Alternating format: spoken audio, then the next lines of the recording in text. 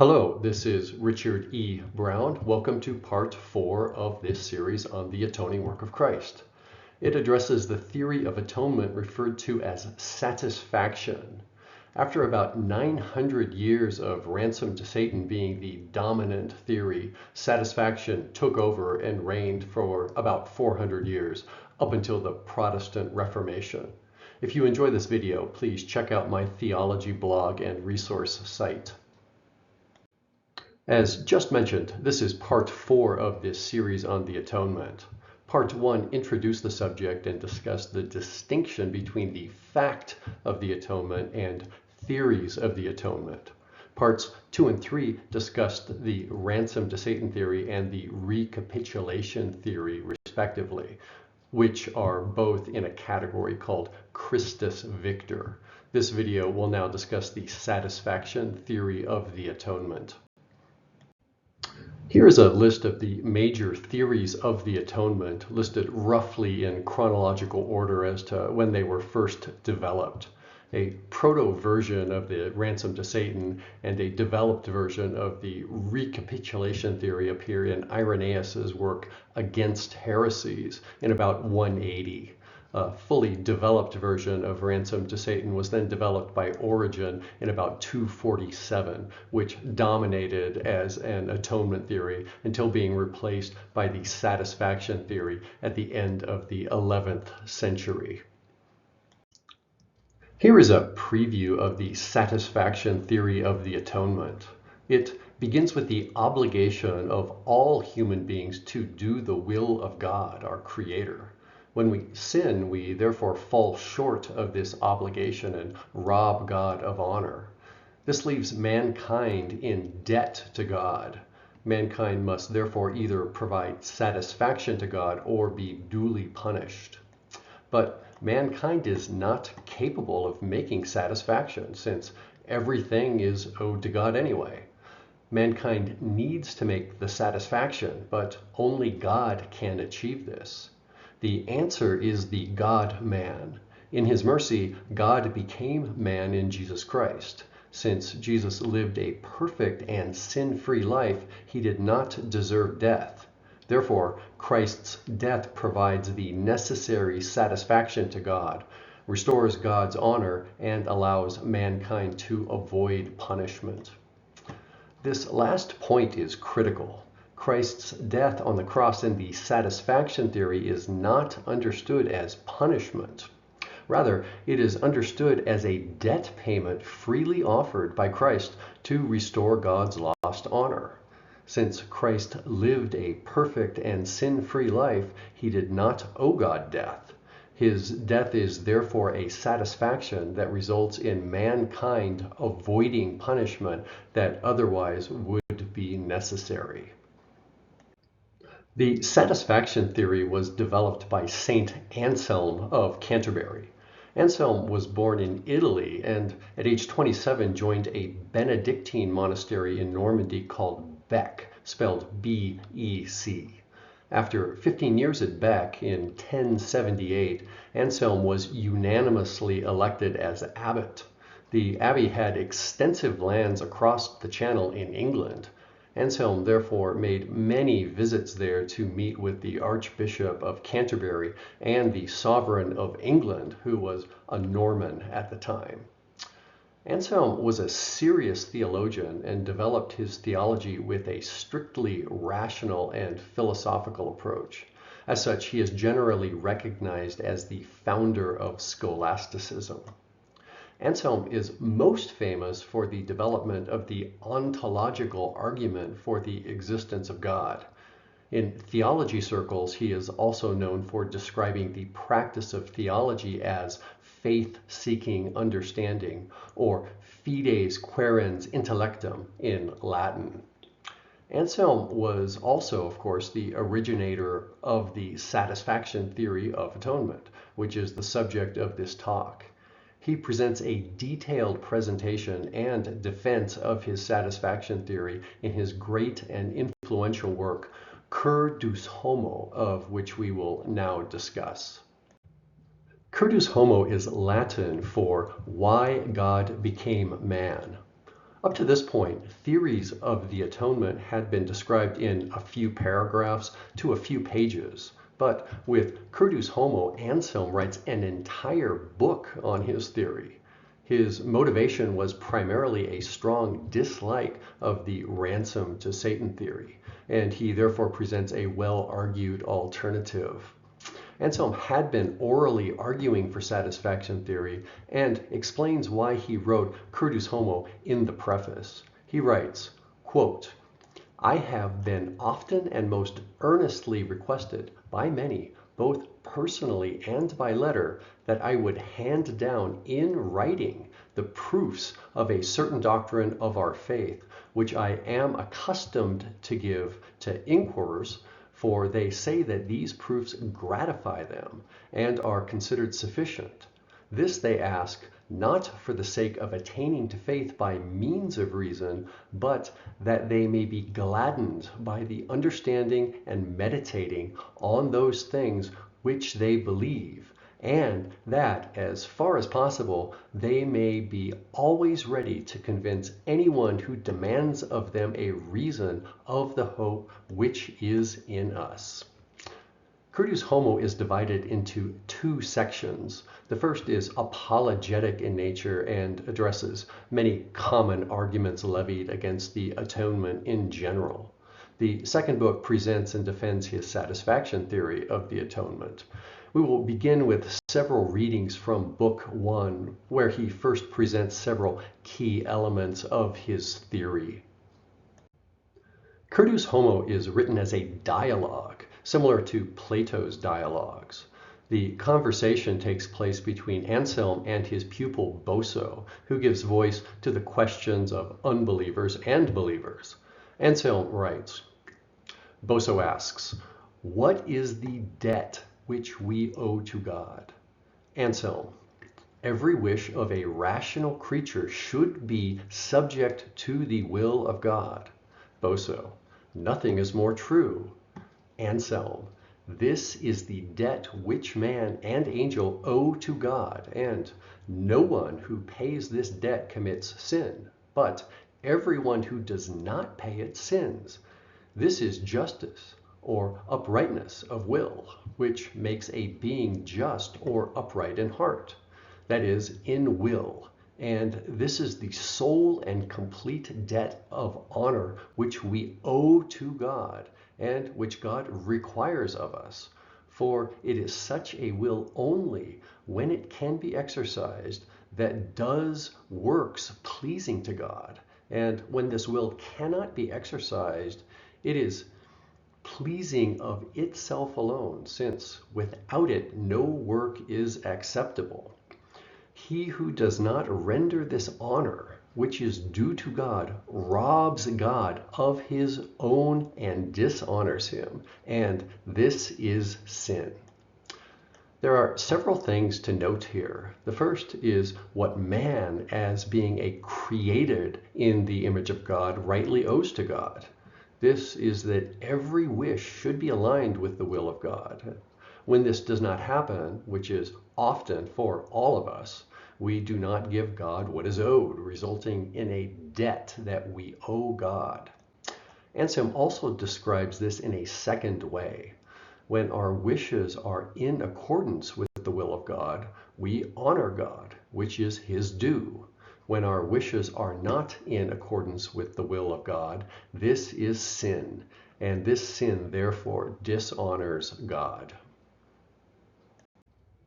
And so we have robbed God of honor by sinning, and therefore owe a debt to God. What are we supposed to do about it? This brings us to our second reading. Anselm writes, "Moreover, so long as he does not restore what he has taken away, he remains in fault, and it will not suffice merely to restore what has been taken away, but, considering the contempt offered, he ought to restore more than he took away. For as one who imperils another's safety does not enough by merely restoring his safety, without making some compensation for the anguish incurred, so he who violates another's honor does not enough by merely rendering honor again, but must, according to the extent of the injury done, make restoration in some way satisfactory to the person whom he has dishonored. We must also observe that when anyone pays what he has unjustly taken away, he ought to give something which could not have been demanded of him, had he not stolen what belonged to another. So then, everyone who sins ought to pay back the honor of which he has robbed God. And this is the satisfaction which every sinner owes God. Not surprisingly, Anselm makes it clear that we have robbed God of honor and therefore have to pay back this honor in a way that is satisfactory to God. Anselm also states that the restoration of robbed honor requires more than just returning what was stolen. For example, if we sin by stealing something, we rob God of honor, since stealing is not the will of God. But we cannot fully restore God's honor just by returning the stolen item. A full repayment of the honor debt requires additional compensation. In Curtus Homo, Anselm argues that no man is able to fully pay God the debt owed due to sin and thereby fully restore God's honor that was lost due to our sin. In this final reading, Anselm explains the implications of this predicament. He writes, quote, "Therefore the honor taken away must be repaid, or punishment must follow. Otherwise, either God will not be just to himself, or he will be weak in respect to both parties. And this it is impious even to think of." End quote. God is a righteous God and thereby requires perfect justice. Isaiah 30:18 reads, quote, "For the Lord is a God of justice," end quote. And later in 61:8, Isaiah writes, quote, "For I, the Lord, love justice. I hate robbery and wrong. I will faithfully give them their recompense," end quote. Therefore, when God is robbed of his honor, Anselm writes that there are two options. Either the honor must be repaid, or those who robbed him of honor, which is every person, must be justly punished. Anselm goes on to argue that since mankind dishonored God, the compensation must be from mankind, or the compensation would be unjust. The problem is that mankind does not have the power to make compensation for sins against God. Only God has this power.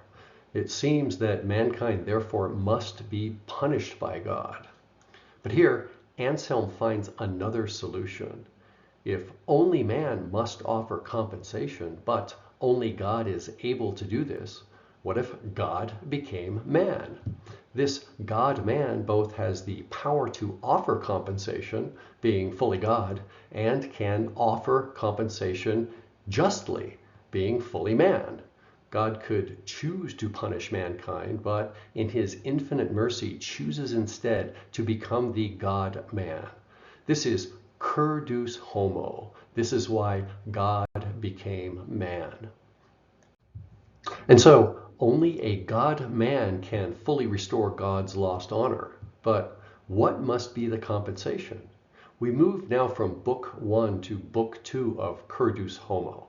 Anselm writes, quote, "No member of the human race except Christ ever gave to God by dying anything which that person was not at some time going to lose as a matter of necessity. Nor did anyone ever pay a debt to God which he did not owe.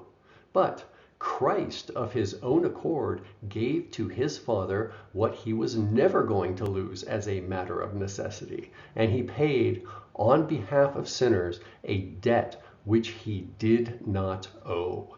End quote. The situation is this: all men sin and are thereby deserving of death. The penalty of sin is, after all, death. But Christ incarnate lives a perfect and sin-free life, and therefore was uniquely not deserving of death. Therefore, Christ's death was not owed, and was therefore freely given to fully restore the lost honor of God due to the sins of the rest of humanity. Christ becoming man and dying on the cross, therefore was able to fully uphold God's mercy while also fully upholding God's justice. An important aspect of Anselm's satisfaction theory of the atonement is, as was previously mentioned, punishment is avoided rather than required. That is, Christ's death on the cross is seen as a free offering to God, since death was not owed. Christ's death on the cross is not seen as Christ being punished in mankind's place, as with the penal substitution theory. It is common when reading about Anselm's satisfaction theory to find assertions that Anselm was influenced by feudalism. This has an attractiveness. Consider Ben Pugh's description of the feudal system. He writes, quote, "The genius of the feudal system was that when yet another war broke out, a king could call his barons to arms, and these in turn could expect to very quickly summon the loyal military service of everyone in the hierarchy, down to the serfs that worked the land. In return for such loyalty, the serfs could depend upon the overlord's protection and profit from the produce of his land. Any infringement was a personal infringement of this relationship rather than a breaking of a law. Reparation had to be made of a kind that showed due regard for the personal honor and dignity of the person offended, rather than for any strict legalities. Basically, the more noble the person offended, the higher the price needed to be if their wrath was to be appeased." End quote. And so, feudal influence seems to be plausible on its surface, as both satisfaction theory and feudalism deal with the restoration of lost honor. However, Curtus Homo was written in 1098, and most historians find that the feudal system did not emerge until after this time. More likely is that Anselm's 33-year stay at a Benedictine abbey under a strict lifestyle, documented as the Rule of Saint Benedict, was more of an influence. The feudal context claim, it is therefore hypothesized, was probably asserted by people trying to discredit the theory.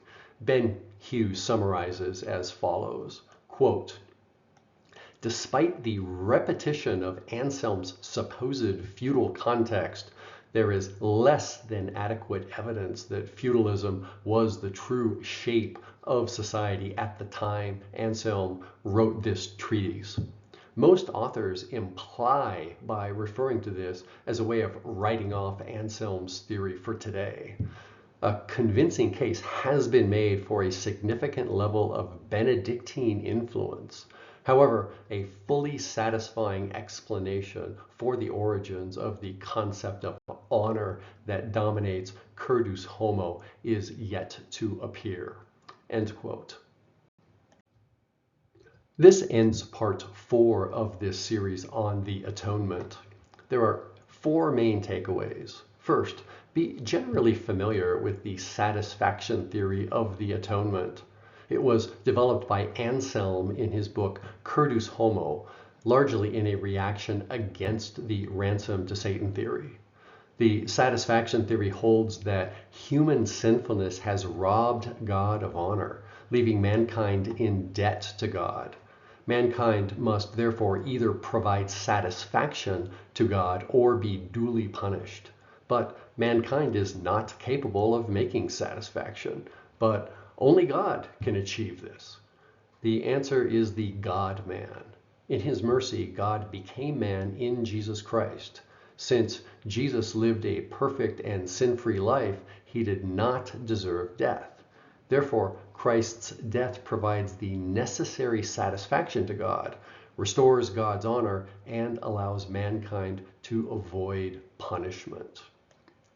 Second, understand that Christ's death on the cross in the satisfaction theory is not understood as punishment. Rather, it is understood as a debt payment freely offered by Christ to restore God's lost honor. Since Christ lived a perfect and sin-free life, he did not owe God death. His death, therefore, is a satisfaction that results in mankind avoiding punishment that otherwise would be necessary. Third, be aware that it is often written that Anselm was influenced by a feudal concept when developing his satisfaction theory, but that this is highly improbable as the feudal system did not exist yet in the time of Anselm. Rather, Anselm was more likely to have been influenced by strict Benedictine rules, and the feudal association likely arose by those trying to discredit the satisfaction theory. And last, be aware of the historical influence of the satisfaction theory. Ransom to Satan was the dominant theory for about 900 years. Anselm was not a fan, presented his satisfaction theory in Curtus Homo, and the satisfaction theory quickly replaced Ransom to Satan as the dominant theory and maintained this status up until the Protestant Reformation more than 400 years later. Thank you, and God bless.